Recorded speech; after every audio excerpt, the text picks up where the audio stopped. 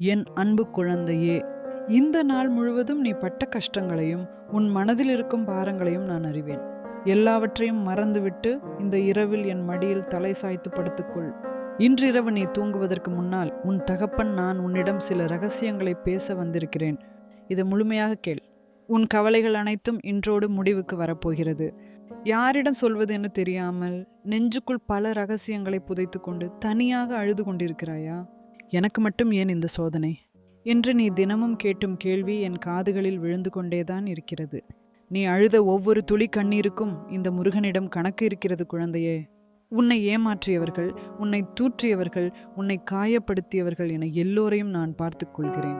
நீ ஏன் அதை நினைத்து உன் தூக்கத்தை கெடுத்துக் கொள்கிறாய்? அவங்க உன்னை கைவிட்டிருக்கலாம். ஆனால் உன் கர்ம வினைகள் உன்னை சூழும்போது உன்னை காக்க ஓடி வரும் முதல் ஆள் இந்த வேலவன்தான். எதுக்கும் கலங்காத. இதோ இந்த இரவில் உனக்கு நான் ஒரு வாக்குறுதி தருகிறேன். யாமிருக்க பயமேன். இந்த 4 வார்த்தைகள் வெறும் வாசகம் அல்ல, உன் அப்பனின் சத்திய வாக்கு. உன் வாழ்க்கையில் இப்போது இருக்கும் இருள் தற்காலிகமானது. நாளை விடியும் காலை பொழுது உனக்கான புதிய வழிகளையும் மகிழ்ச்சியையும் கொண்டு வரப்போகிறது. நீ எதை இழந்தாய் என்று வருத்தப்படுகிறாயோ அதைவிட 100 மடங்கு சிறந்த ஒன்றை உனக்கு தரவே நான் காத்திருக்கிறேன். நீ செய்ய வேண்டியதெல்லாம் ஒன்றுதான். உன் பாரங்கள் அனைத்தையும், உன் கவலைகள் அனைத்தையும் என் பாதத்தில் இறக்கி வைத்துவிடு. முருகா, எல்லாம் நீயே என்று சரணடைந்து விட்டு நிம்மதியாக கண்களை மூடு. இப்பொழுது உன் மூச்சை ஆழமாக இழுத்து மெதுவாக வெளிவிடு. மனதை அமைதிப்படுத்து.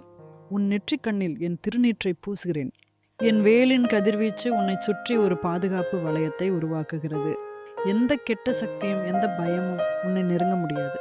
நான் உன்னோடு இருக்கிறேன். உன் குடும்பத்தோடு இருக்கிறேன். இனி உன் வாழ்வில் நல்லதே நடக்கும். நிம்மதியா தூங்க என் செல்ல குழந்தையே. ஓம் சரவணபவ, ஓம் சரவணபவ, ஓம் சரவணபவ. முருகனின் அருள் பெற ஓம் முருகா என்று கமெண்ட் செய்யுங்கள்.